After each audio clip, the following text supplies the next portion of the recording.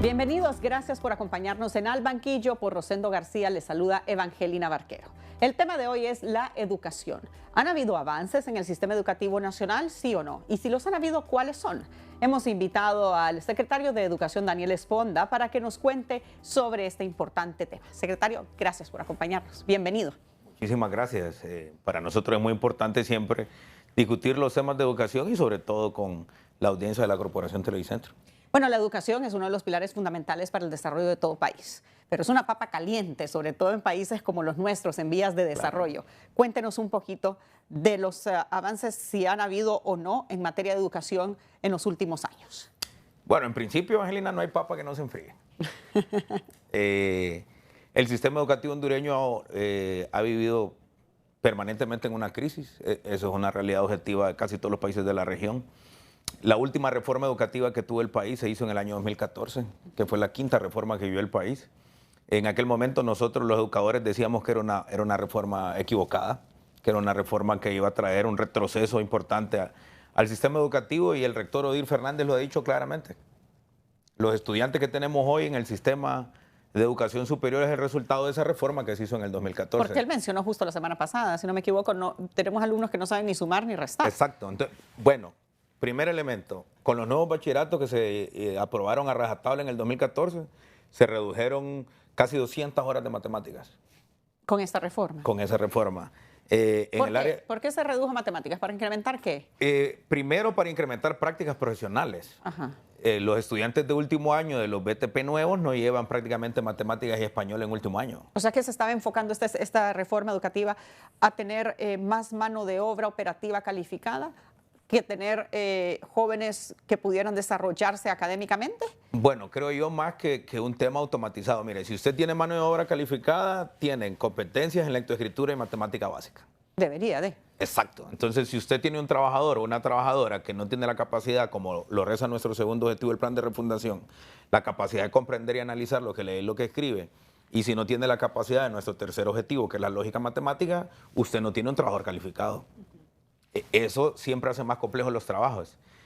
Además de ello, el currículo nacional básico, que se hizo ya hace un par de décadas, tiene un montón de contenidos, pero no prioriza como lo hemos priorizado nosotros en el plan. Es decir, los profesores en esta lógica hemos estado muy preocupados por alcanzar todos los contenidos, pero hemos abandonado, digamos, en alguna medida, nos han presionado por abandonar el 1 a 1 con los estudiantes. Los profesores de antes, siempre dice usted, bueno, pasaban más pendientes los estudiantes, por supuesto, porque las pruebas estandarizadas y las evaluaciones están enfocadas en los contenidos y no necesariamente en las competencias que desarrollan los niños y las niñas. En ese contexto, también, además de la reforma, fue el mecanismo de evaluación que se aplicó en el sistema. Recordará usted que teníamos 6 recuperaciones, una escuela de vacaciones, prácticamente aprobación automática, y eso tiene un impacto negativo que lo estamos viendo hoy en las universidades. Cuando yo planteo que las reformas educativas llevan tiempo es porque el ciclo educativo que dirige la Secretaría de Educación lleva al menos 12 años, 6 años de primaria y 6 años de secundaria. O sea que los resultados son a mediano plazo. Hoy, lo que pasó en el 2014 lo estamos viendo hoy en el 2024, una década después. Quiere decir que las decisiones que ahora mismo está tomando el gobierno de la presidenta Xiomara lo vamos a ver posiblemente en el 2034, en el 2038. Y estas decisiones que han tomado ahorita, mientras usted está a la cabeza de esta secretaría, ¿las han hecho en base a su experiencia como docente, como dirigente magisterial, o basándose en algún currículum de otro país de la región que muestre avances en educación? Bueno, es primera vez en Honduras, esta es nuestra 6ª reforma, que le estamos preguntando a los niños y las niñas que quieren aprender, que quieren estudiar, y es primera vez que le estamos preguntando a los profesores cómo lo deben de hacer. Además de eso, que el equipo que hoy dirige la Secretaría de Educación, todos somos profesores y profesoras con una larga trayectoria en el sistema educativo. Muchos de los que estamos ahí tenemos experiencia no solamente en el sistema formal, sino también en el sistema alternativo, y eso nos ha dado unas enormes ventajas. En el caso particular mío, yo he sido un estudioso de la administración de la Secretaría de Educación en mi maestría y en el doctorado que estoy terminando. El tema aquí, Evangelina, es cómo toda esa experiencia la ponemos a la par de las necesidades de lo que tenemos hoy en el siglo XXI. En ese contexto, hemos dividido el país en 5 regiones educativas. Esas regiones educativas estamos alineando los bachilleratos a las potencialidades productivas que tienen los municipios. Por ejemplo. ¿Cómo va a creer usted que un municipio como un departamento como Colón, gracias a Dios Islas de la Bahía, que la mayor parte de su movilidad, de su población, es los motores fuera de borda, no tiene un bachillerato motores fuera de borda? Correcto. O gracias a Dios Islas de la Bahía, que viven de la pesca, y Islas de la Bahía, sobre todo el turismo, no tenemos bachilleratos en refrigeración, por ejemplo, que la industria del turismo y la industria pesquera está urgida de técnicos en refrigeración para garantizar que la industria se mantenga. Eso ya está funcionando, ya está siendo así, o es parte de las reformas que están proponiendo. Es parte de la reforma, pero le doy otro ejemplo. Los departamentos del occidente del país, Copán, Ocotepeque y Lempira, Santa Bárbara, una parte de La Paz y el departamento de Valle, estamos impulsando fuertemente la Red Nacional de Escuelas Agrícolas.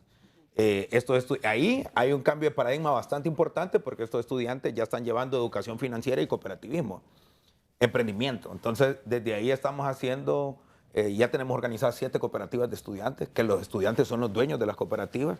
Tenemos registrados ya hoy más de 1000 productos, pero no productos primarios, es decir, no es que producen papas y tienen papas a la venta en los mercados, no, ya están con frituras de papa, con conservas de etcétera, ¿no? Eso está haciendo que nuestros estudiantes no solamente aprendan las disciplinas, digamos, de la producción, sino también toda la cadena de valor de los productos. Y eso nos está permitiendo a nosotros que los estudiantes estén generando ingresos. Y o sea que son emprendedores también. Sí, es más, nosotros ya hicimos nuestra segunda feria, la segunda agroferia, que fue muy linda, fue en el Centro Cívico y vinieron personeros de UNESCO y la representante de UNESCO para la región centroamericana del Caribe dijo que eso era un sueño, qué cosa más bonita la que estábamos haciendo. Y bueno, dentro de la Red Nacional de Escuelas Agrícolas, por ejemplo, este año se nos gradúa la primera promoción de nuestra Escuela Agrícola de Comayagua, que fundamos iniciando nuestro gobierno.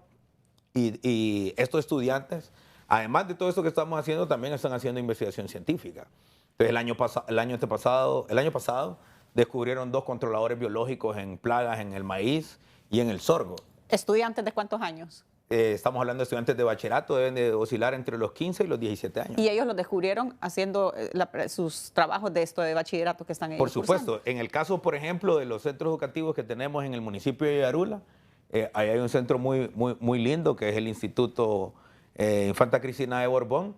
Los estudiantes están haciendo trabajos investigativos en el centro educativo, pero también tenemos nuestra escuela de campo, que es que los estudiantes van a la labranza a trabajar con papá y con mamá, y ahí tenemos caja de autoahorro. Es decir, papá, mamá, más los estudiantes se reúnen en la comunidad y tienen una propia caja de autoahorro, y estamos haciendo transferencias genéticas y además investigaciones. Medimos permanentemente la productividad del maíz, de algunas otras hortalizas, y lo importante que también estamos haciendo diversificación de los productos. Entonces, no solamente ahí nos hemos declarado enemigos de los transgénicos y de los agroquímicos. Orgánico todo. La mayoría estamos transitando. Estamos eliminando los agroquímicos y los transgénicos y tenemos ya 42 variedades entre semillas de frijol, de maíz y de frijol, criollos. Y lo más importante es que las labranzas donde tenemos hoy nuestras escuelas de campo no solamente están haciendo monocultivos, están diversificando su producción. Entonces usted puede ver que tenemos la milpa, pero también hay ayote, también hay algunas plantas condimentarias, que estamos produciendo otro tipo de productos, y eso nos está permitiendo también que nuestros productores tengan una diversidad de productos que ofrecer y combinarlo. Entonces, por ejemplo, hay unos muchachos que hicieron jalea de mango con chile, que son sabores diferentes, que son muy ricos, por cierto. ¿Y la venden? Claro, la están vendiendo. Todos esos 1000 productos que le he dicho, Angelina, ya la mayoría están registrados, tienen sus códigos sanitarios. Ya estamos colocando productos en 2 cadenas de supermercados importantes del país. Una aquí en Tegucigalpa, que tiene mucha presencia, y una en la ciudad de Ciguatepeque, que ustedes imaginarán cuál es, que también tiene mucha presencia y es muy importante para nosotros. Y lo importante aquí es que los estudiantes estamos desarrollando todo un mecanismo donde están aprendiendo, pero haciendo a la vez. ¿Y qué hacen con los recursos que generan de esta pesca? Son de los muchachos. Y eso a nosotros nos tiene muy entusiasmados, porque le doy un ejemplo del proyecto productivo más importante que tuvimos el año pasado. Unos muchachos en una escuela agrícola se dedicaron a terneros de engorde. Nosotros solo explicamos el modelo y los jóvenes deciden qué es lo que van a producir. A algunos les va bien, a algunos no les va tan bien. Pero estos muchachos que engordaron terneros el año pasado se hicieron como 200.000 lempiras. Solo pagan el 6% de impuestos a la escuela para que se acostumbren, uno, a pagar impuestos y segundo, para que la escuela tenga fondos para poder seguir con el funcionamiento, aparte de lo que el Estado le da. ¿Qué es lo que nosotros aspiramos a tener? Que las escuelas sean autosostenibles. Entonces, nuestra escuela agrícola de Comayagua, que es nuestra escuela modelo, ya está produciendo el 40% de lo que los estudiantes comen. Y tenemos ahí alrededor de unos 500 estudiantes ya. Dato interesantísimo, de todas las otras 5 escuelas agrícolas que tenemos, más del 90% de la matrícula son niños. Pero en esta escuela agrícola que tenemos en Comayagua, el 50% de la matrícula son niñas. Ya se animaron ellas. Le cuento que el mejor ranking de hondureños que se presentaron a hacer examen de ingreso a la Escuela Agrícola del Zamorano, a la Universidad del Zamorano, nosotros tenemos, es nuestro estudiante. ¿De la red de escuela agrícola? De la Red Nacional de Escuela Agrícola. ¿De cuál era? ¿De Comayagua? Sí, si no me equivoco, tenemos 7 estudiantes ya ingresados. Si no me equivoco, son 4 con media beca y 2 con beca completa. Eso es una noticia excelente. Claro, lo que pasa, Evangelina... Es decir, que ustedes ya se ha logrado trabajar para darles un nuevo puente, claro, a un grupo de estudiantes que tienen vocación agrícola para poder desarrollarse y becarse en el Zamorano, que es la mejor claro. escuela. Ahora, todos los estudiantes que están en esta escuela agrícola están 100% becados. No pagan alimentación, no pagan vestimenta, no compran útiles escolares, viven 200 días al año en la escuela agrícola y los hemos seleccionado. Eso le iba a decir, ¿cómo es el proceso de selección? Primero, por ejemplo, ya en el mes de agosto comienzan las pruebas de ingreso. Otra cosa bonita que tiene la escuela es que tenemos representantes de todas las etnias del país. Ahí hay tahuacas, lencas, pecho, ortiz, garífunas, misquitos. Están todos los pueblos originarios y lógicamente mestizos. Hacemos pruebas de ingreso en todos los departamentos del país. Okay. Y la red tiene las 6 escuelas agrícolas que tenemos actualmente, más colegios que tienen los bachilleratos nuevos, que están avalados por UNESCO, que es el bachillerato agroempresarial y el bachillerato agroalimentario.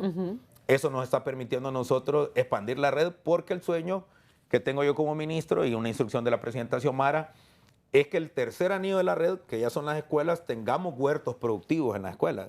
Van a ser huertos lúdicos, por supuesto, para que los niños aprendan a sembrar, pero nos debe de servir en el mediano plazo para poder agregar raciones frescas a la alimentación escolar. Entonces, por ejemplo, en nuestras escuelas de la Red Nacional de Escuelas Agrícolas estamos eliminando la venta de gaseosas, la venta de frituras, y lo que hay en las cafeterías de la escuela es comida y es preparada por las madres y es un negocio que es de las madres de familia, ya no es un negocio particular.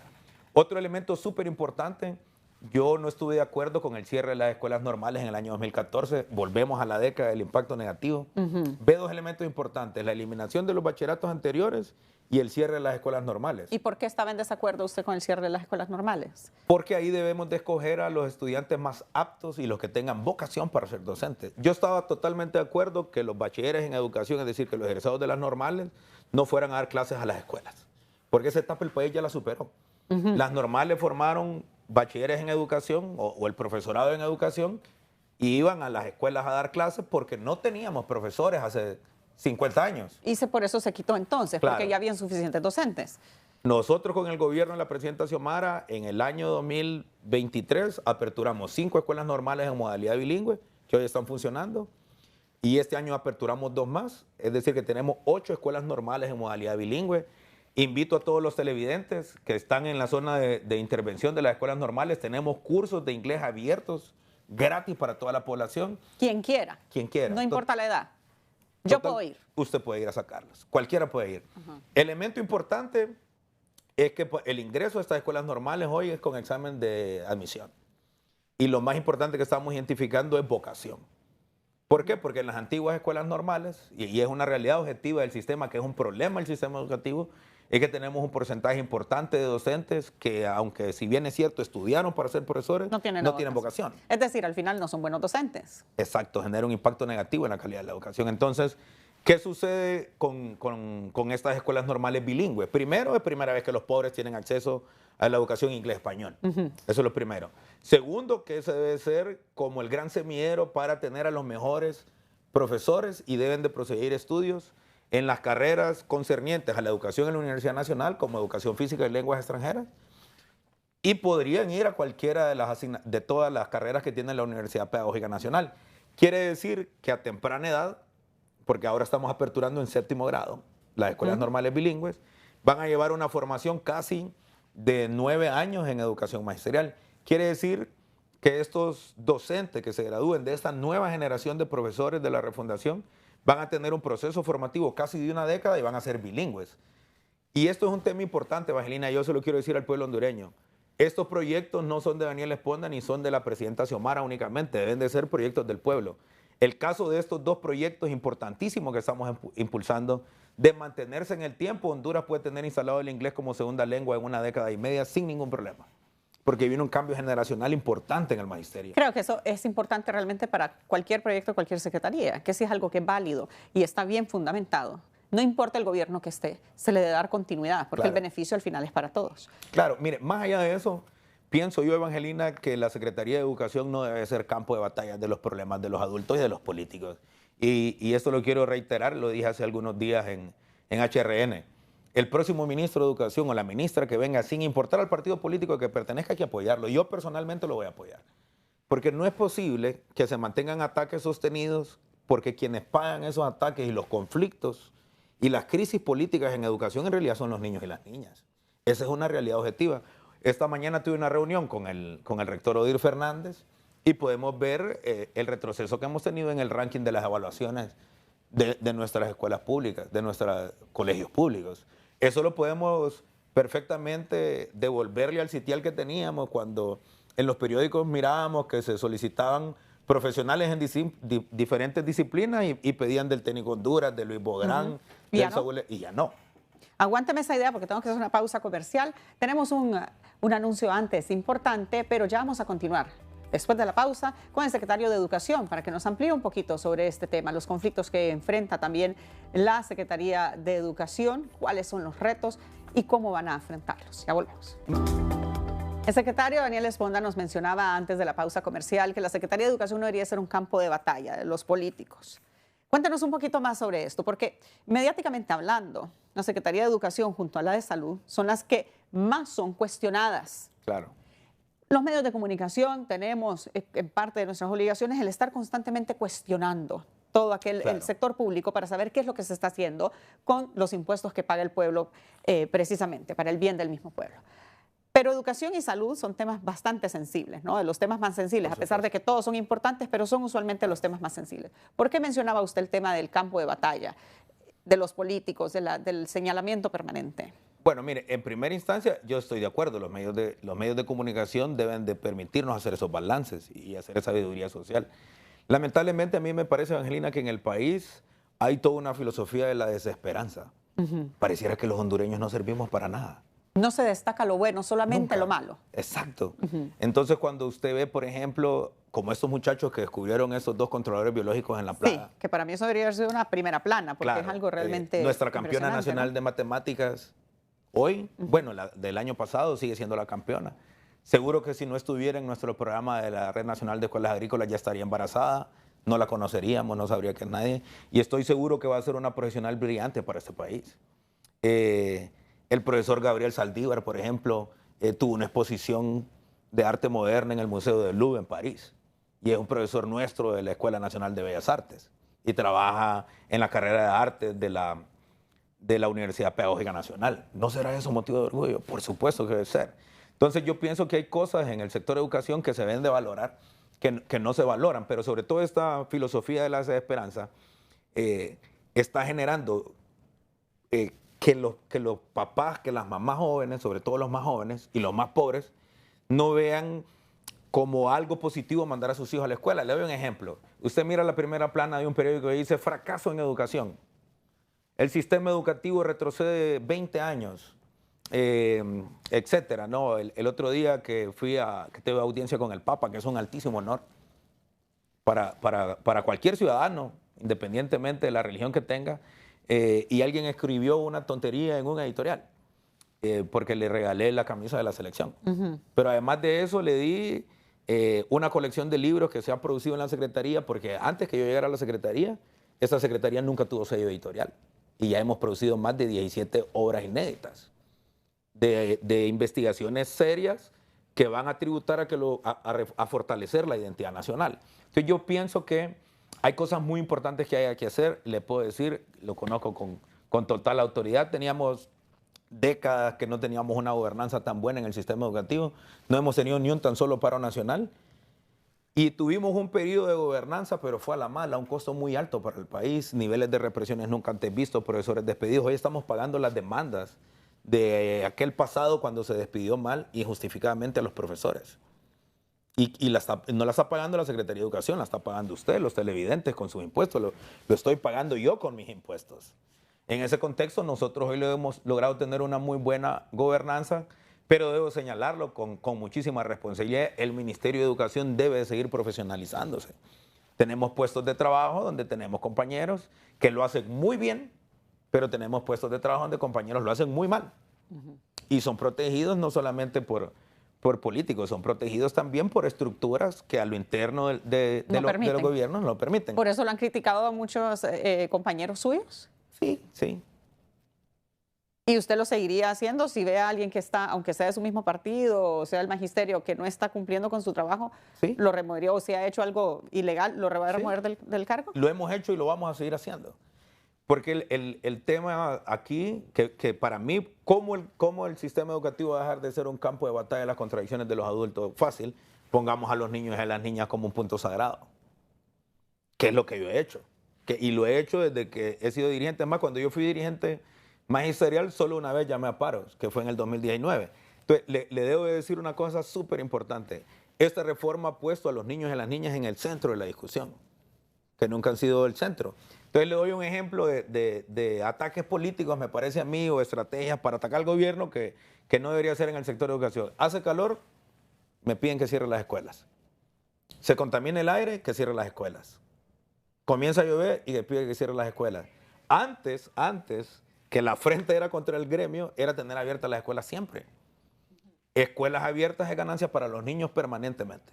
El mejor lugar en este país, y no me lo tomen a mal, hoy por hoy, para la mayoría de los niños y las niñas es la escuela. ¿Por qué? Porque en la escuela estamos enseñando, porque en la escuela hay comida, porque en la escuela están protegidos de la violencia que tenemos en la calle, porque en la escuela hoy con los lunes cívicos y la clase de educación cívica estamos enseñando valores morales, porque en la escuela los profesores con todas las dificultades que tenemos atendemos a nuestros niños y a nuestras niñas, damos un sentido de pertenencia.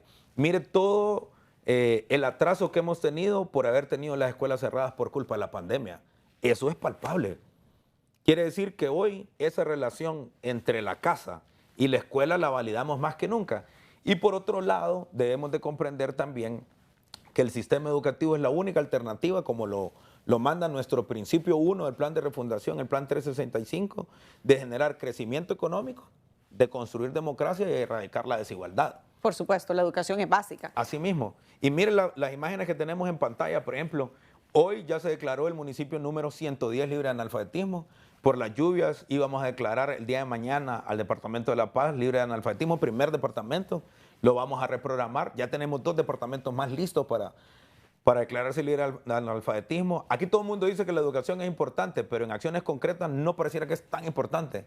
¿Cómo va a creer usted que en pleno siglo XXI, en el año 2024, a más de 200 años de independencia de este país, nunca hemos declarado a Honduras libre de analfabetismo? Sí, es increíble. Es increíble. Esa es una realidad objetiva. Entonces, uno de mis máximas apuestas antes de que termine nuestro gobierno es que podamos firmar un pacto por la educación. ¿Y qué incluiría ese pacto? Mire, ese pacto por la educación, primero es que las escuelas dejen de ser campo de batalla de las contradicciones de los adultos. Segundo, que podamos definir proyectos ejecutables en el tiempo para ver los resultados. Cuarto, integrar a todos los sectores, es decir, a la sociedad civil, a las organizaciones magisteriales, y eso tienen que tenerlo muy claro. Ninguna reforma educativa en el mundo es posible sin el concurso de los profesores. Tercero, los gobiernos, ¿sí? Y cuando digo los gobiernos, comprender... ¿Gobiernos locales? No solamente los locales. Miren, los gobiernos locales son los más estables. En la mayoría de los municipios del país los alcaldes se reeligen. En Honduras los presidentes cambian cada 4 años. Entonces, ¿qué sucede? Viene un nuevo gabinete y las cosas cambian. Y entonces se borran las cosas. Por ejemplo, acabo de firmar un convenio con FIFA Football for School. Ajá. ¿En qué consiste eso?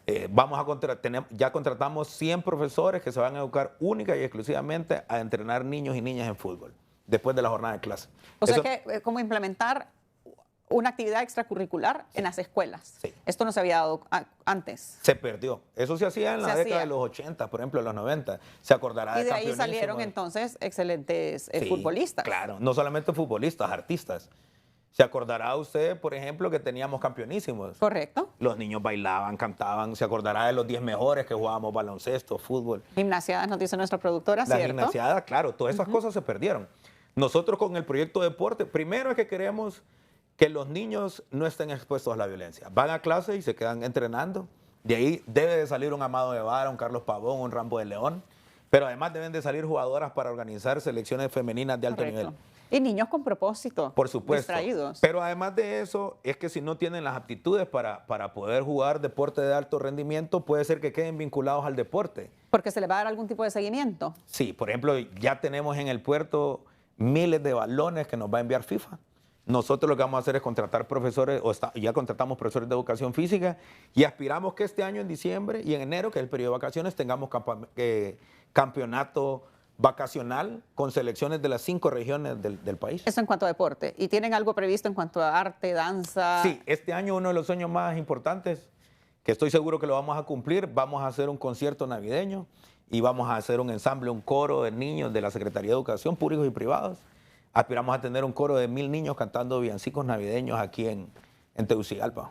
Todos estos proyectos suenan muy lindos y pues me decían aquí por el apuntador que eran cosas que ya existían antes. Pero quiero consultar, esto va dentro del pacto de educación que usted está soñando. Sí. Entonces, ¿podría decir que usted está queriéndole quitar el tinte político a la Secretaría de Educación?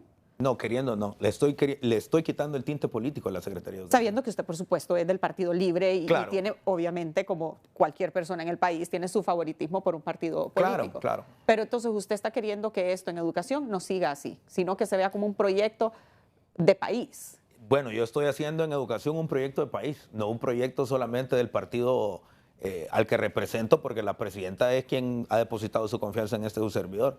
Los niños no se merecen eso. Los niños merecen que todos, a pesar de las diferencias, mire, aquí hay cosas, vamos a tener diferencias irreconciliables ideológicamente, pero tenemos acuerdos en cosas. Los niños son sagrados, la educación es importante, es la única manera para desarrollar el país, etcétera. Entonces, en medio de esas contradicciones que tenemos, debemos de poner como prioridad y sagrado a los niños.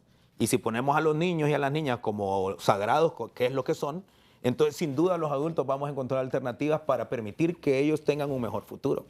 Entonces yo tengo en mis equipos gente de todos los partidos y tengo gente que no pertenece a ningún partido político. Y así como tengo funcionarios de mi partido, tengo funcionarios de mi partido que no son muy buenos. Y así como tengo funcionarios de otros partidos que son buenos, hay funcionarios de otros partidos que no son buenos. Pero estoy seguro que si sumamos todos esos esfuerzos podemos hacer cosas importantes. El otro día se burlaban de mí en un programa de esta corporación. ¿Por qué? Porque yo les decía que hay países hermanos que nos han pedido los bachilleratos que nosotros hicimos. ¿Y por qué la burla? Porque decían cómo va a ser posible que a Honduras, que es un país que no sirve para nada, siempre en la filosofía, en esta filosofía de la esperanza, los salvadoreños nos estén pidiendo un bachillerato agroforestal. ¿Ese es el que les están pidiendo? Sí, se los compartimos, es más. A El Salvador. El Salvador, Panamá y próximamente vamos a tener al ministro de Belice que va a venir a visitar nuestra escuela agrícola.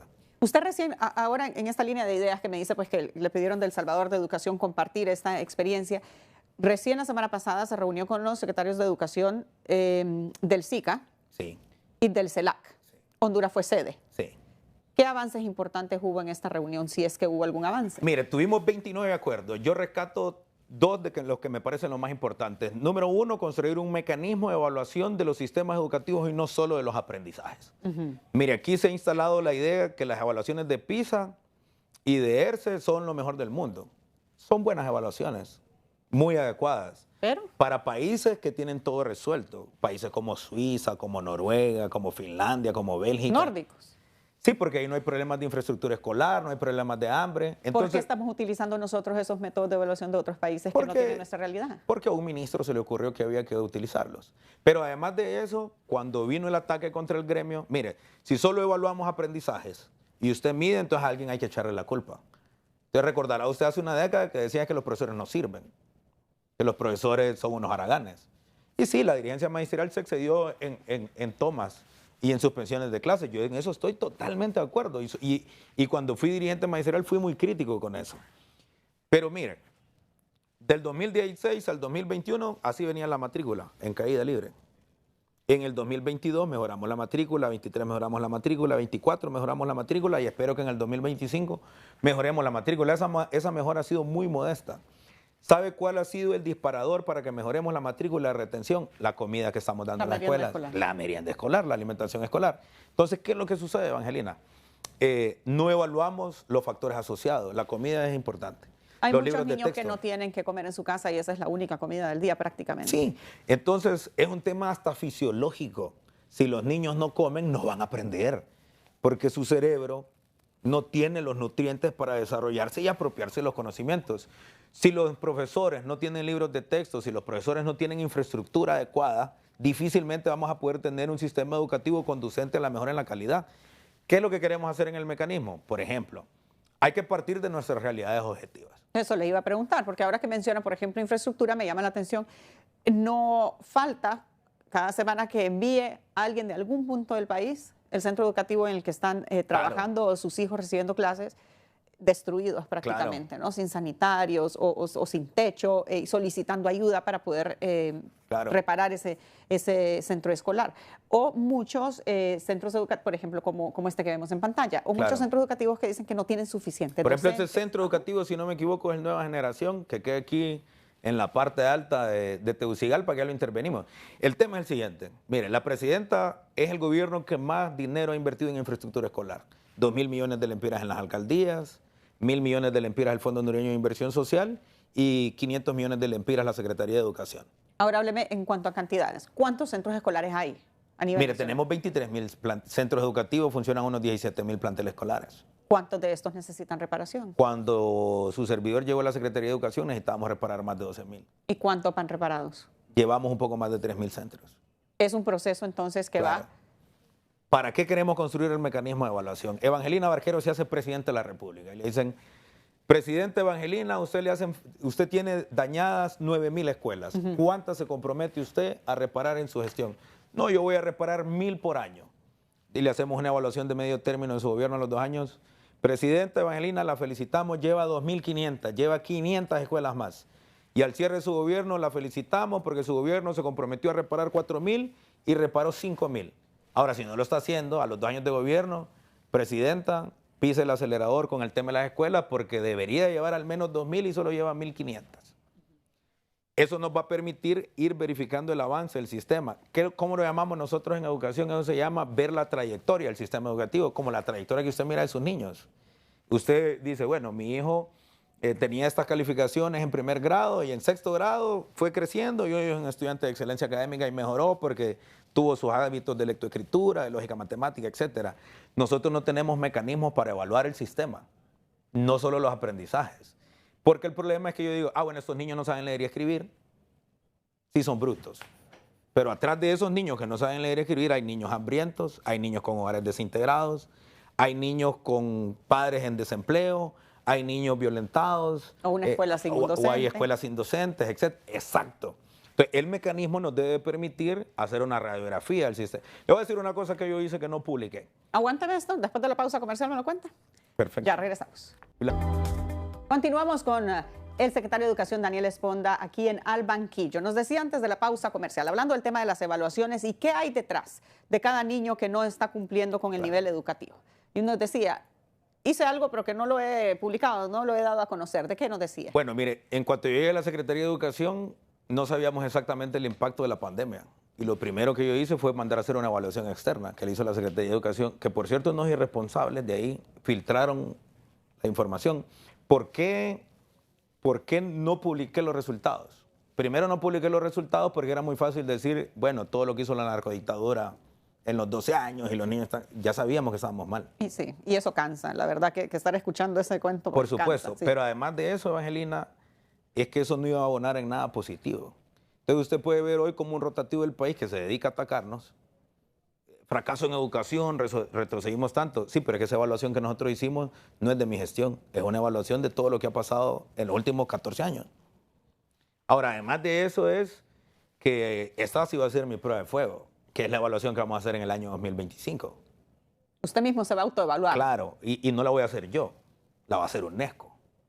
Entonces tengo una prueba, una evaluación del sistema de cuando entré en el año 2022 y vamos a tener una prueba de cuando yo salga en el 2025. ¿Esta prueba la hace la UNESCO habitualmente o usted la solicitó? Yo la solicité. Entonces, ¿qué es lo que va a suceder? Yo responsablemente como ciudadano, si la presidenta me da la confianza de terminar esta gestión con ella, al próximo ministro que venga le voy a decir, bueno, yo encontré la secretaría, estos son los proyectos que hemos hecho con el equipo y aquí están las condiciones en las que le entregamos la Secretaría de Educación, ministro o ministra, y dependerá de usted lo que ocurre de aquí en adelante. Cuente con mi apoyo. Entonces, ¿qué nos va a permitir eso? Si el ministro que venga o la ministra que venga tiene la madurez para dejarse acompañar de los que hemos tenido alguna experiencia en la Secretaría, seguro va a ser exitoso. Y yo quiero que el próximo ministro de Educación, la ministra, tenga éxito. Porque si el ministro o la ministra de Educación tiene éxito, es éxito para los niños, para las niñas. Yo le puedo decir hoy, yo me puedo ir con la conciencia tranquila de haber cumplido con el deber con mi país. ¿Usted siente que ha cumplido en todo? Totalmente. Mire, usted ha trabajado siempre como docente y luego como dirigente, sí. Ahora como... Esta ha sido su carrera, su profesión desde muy y en niño. Lo que se ha estado preparando. Yo estudié educación al aire libre desde muy joven, estudié en Chile y en México educación al aire libre. Estudié a escondidas educación en la Universidad Pedagógica porque mi mamá no quería que fuera profesor. Mi maestría la hice en historia, investigué la vida administrativa de la Secretaría de Educación desde el año 97 hasta el año 2009. Mi tesis de doctorado son los aportes pedagógicos de Morazán al sistema educativo. Yo toda mi vida he estado involucrado en educación. Mi mamá es profesora, mis hermanos son profesores. ¿Puede usted decirme, lo lleva en la sangre? Claro. ¿Puede usted decirme ahorita, por ejemplo, este es mi principal logro, esto es lo que necesito mejorar y este ha sido el principal reto que he enfrentado y que tengo que mejorar? Mire, para mí 2 legados importantes que vamos a dejar, o 3 legados importantes que vamos a dejar en la Secretaría de Educación, es construir un modelo de educación para el trabajo y el desarrollo del país. ¿Sí? Generar las condiciones para tener un modelo de educación bilingüe con las escuelas normales bilingües, que eso para mí es súper importante. Y una de las cosas más lindas, porque mi abuelita era analfabeta, abuela se murió sin leer y escribir, es declarar al país libre de analfabetismo. Esos son para mí los 3 legados más importantes que va a dejar el gobierno de la presidenta Xiomara Castro a este país. Pero por otro lado, de los retos más grandes que yo he tenido es alcanzar la gobernanza, es decir, tener un sistema educativo que camine, que avance, pero no solamente administrando lo que ya tenemos, sino construyendo nuevas estrategias para poder sacar el sistema educativo adelante. Le doy un ejemplo claro, las escuelas normales bilingües, los niños van a clases de 7 de la mañana a 2:30 de la tarde y la mayoría de los profesores el grado que tienen es de maestría. Ese es mi sueño del sistema educativo. Por supuesto. Lo mismo que ocurre en la escuela agrícola que tenemos en Comayagua. Debería de ser así como es en el sistema privado. Los niños del sistema público deberían de tener exactamente las mismas condiciones que los niños en la escuela privada. Por eso hay tanta escuela privada. Sí, pero ¿sabe cuál es el problema, Evangelina? Son decisiones irresponsables de los gobiernos. Cuando aquí se tomó la decisión de aumentar la cobertura escolar, no construyeron más escuelas. Lo que hicieron fue comprimir la jornada de clases y en una escuela poner 2 jornadas. Es decir, antes los niños iban de 7 a 2:30. Sí. Cortaron las 2 jornadas. Sí. Y entonces dieron menos horas clases. Por ejemplo, yo recuerdo cuando estuve en primer... Estos son los efectos que usted ahora me dice que estamos viviendo ahorita. Niños con menos preparación. Claro, yo recuerdo mi primer grado, mi mamá fue mi profesora en la Escuela de Gloria Figueroa de López Arellana en la aldea de Los Chorros en Sabana. ¿Y era estricta con usted? Uy, súper estricta. Pero le agradezco, mi mamá hizo al hombre que soy hoy. El tema es que yo iba a clases de 7 de la mañana, salíamos a las 11:40, si no me equivoco, teníamos como 1 hora para comer y regresábamos a clases hasta las 2:30 de la tarde. Además que había un involucramiento de toda la comunidad educativa.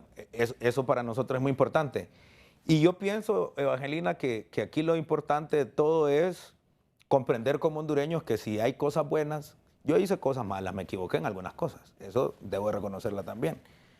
Pero las cosas buenas que deje esta gestión, esta administración, el próximo ministro debería de continuarlas. ¿Qué continuó usted de la Secretaría de Educación anterior?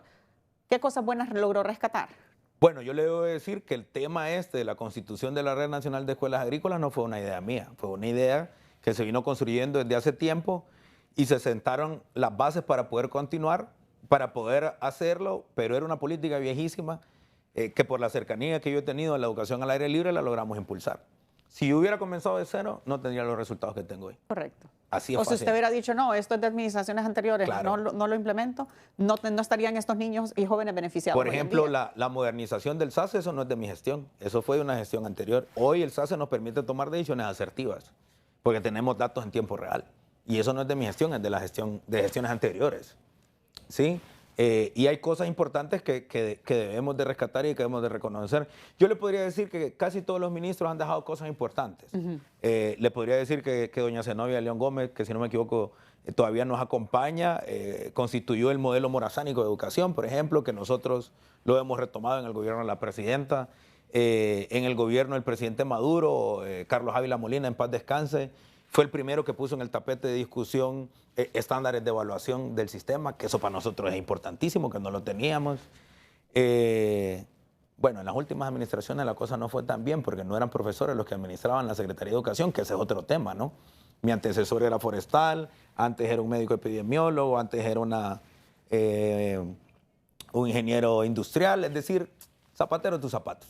En ese contexto, el sistema educativo, por eso le digo, debe de profesionalizarse, que creo que es un reto que todavía queda ahí en el tintero, que yo no lo he podido resolver al 100%, pero que hemos avanzado.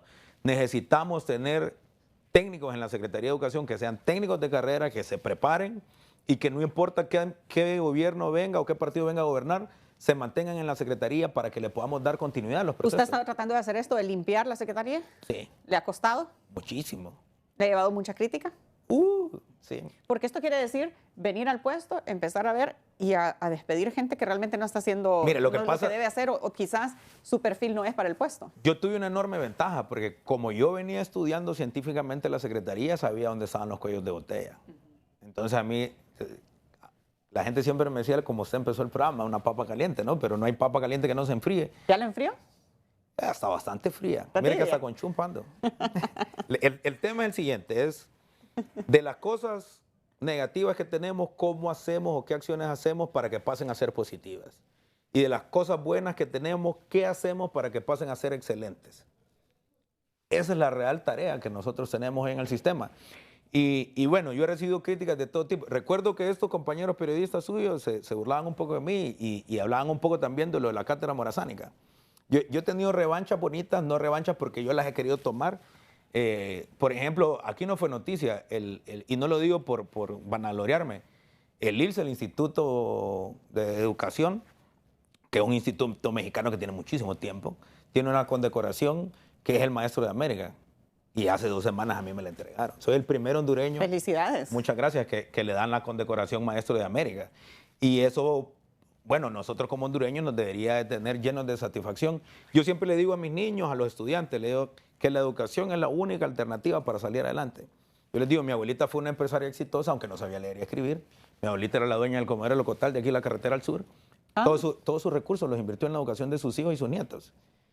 Y de tener una abuela que no sabía leer y escribir a tener un nieto que dirige la educación del país, que se ha ganado menciones honoríficas afuera del país, hombre, la educación es la única manera de salir adelante. Definitivamente. Eso es lo que los políticos tienen que entender y eso es lo que todos los ciudadanos debemos de tener claro y por eso debemos de empujar hacia adelante el sistema educativo. Es la única herramienta que realmente tenemos para sacar. Mire, mucho se habla del crecimiento económico, mucho se habla de gobernanza, mucho se habla de democracia. La democracia se construye en la escuela, el crecimiento económico se construye en la escuela, la cultura de paz se construye en la escuela, los sistemas de salud que son más sanos en el mundo los construyen en la escuela con prevención. Eso hay que tenerlo muy claro, es decir, necesitamos, y por eso el gobierno de la presidenta en educación va a salir bien evaluado, estoy seguro de eso, porque la presidenta puso como prioridad la educación. No solo con los presupuestos, sino con infraestructura. Recuerde que cuando regresamos de la pandemia no teníamos ningún niño vacunado de 5 a 12 años. Los vacunamos rápidamente con ayuda de UNICEF. Y bueno, mi aspiración, que es uno de los anhelos más grandes, es que construyamos ese mecanismo de evaluación del sistema. El mecanismo de evaluación del sistema. Sí, claro. Lo que justo nos estaba mencionando. Construir el mecanismo de evaluación del sistema, Evangelina, nos va a permitir saber si avanzamos, aunque sea un poquito.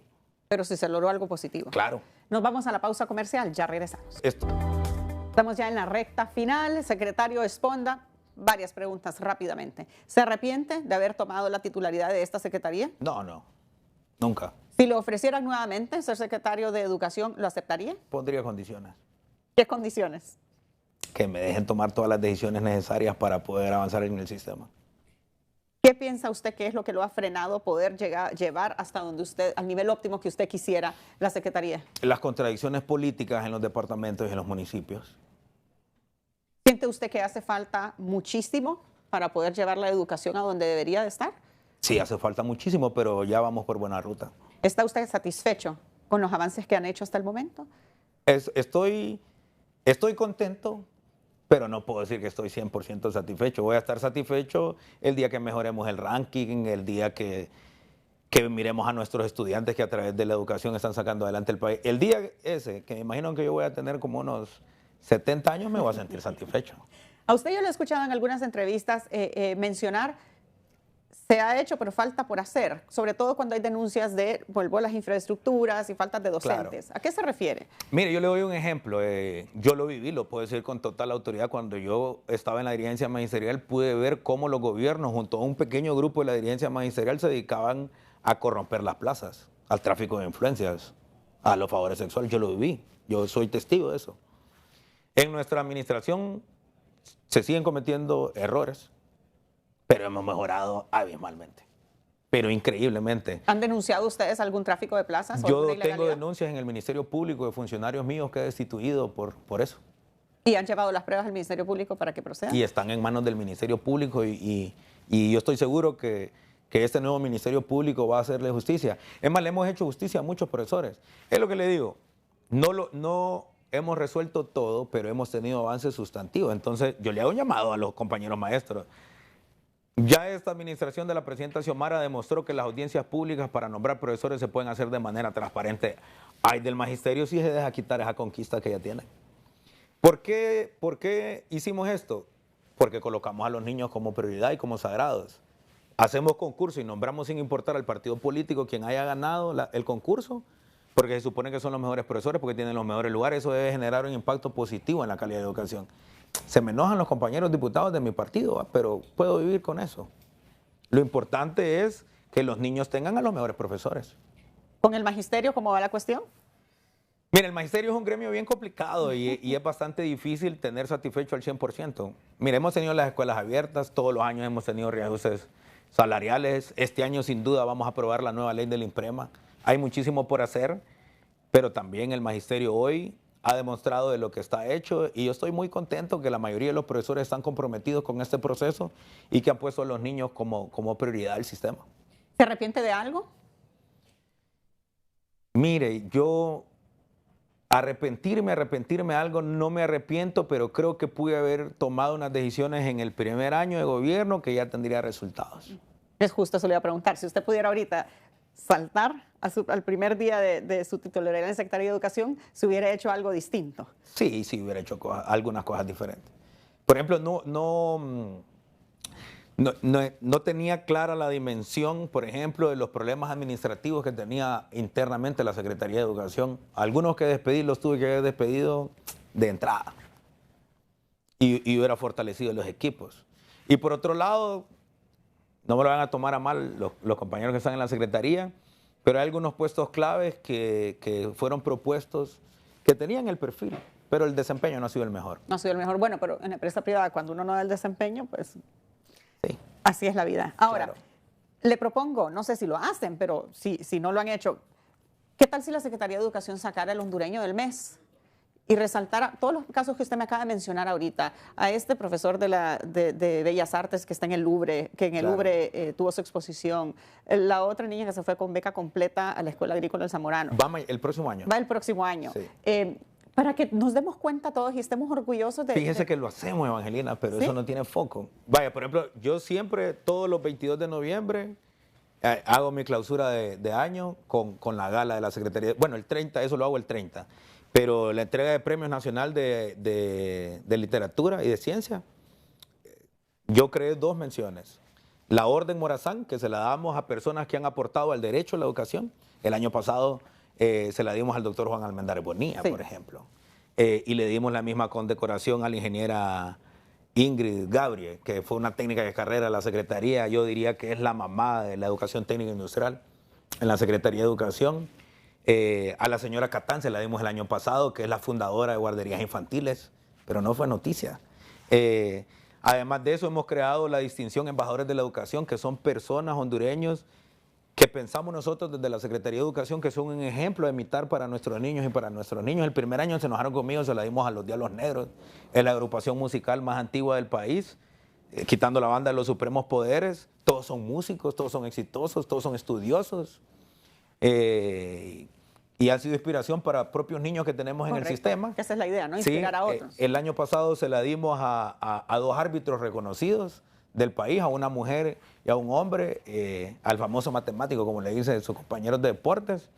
Mire que eso es un puesto difícil, ser árbitro. Pareciera que nadie quiere ser árbitro de fútbol.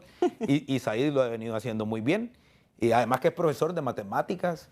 Y nosotros quisiéramos que los niños quieran ser como Said Martínez y que, claro, como todo se equivoca en alguna bien, pero igual a Cindy Pereyó, que le dimos la mención el año pasado. Este año se la queremos dar a... No cuente. Bueno, es sorpresa. Lo queremos contactar, pero está dando mucho que hablar en las Grandes Ligas. Claro, este muchacho sanpedrano, ¿no? Sí, a Dubón. Dubón, sí. Correcto. Se nos acabó el tiempo. 15 segundos, un último mensaje.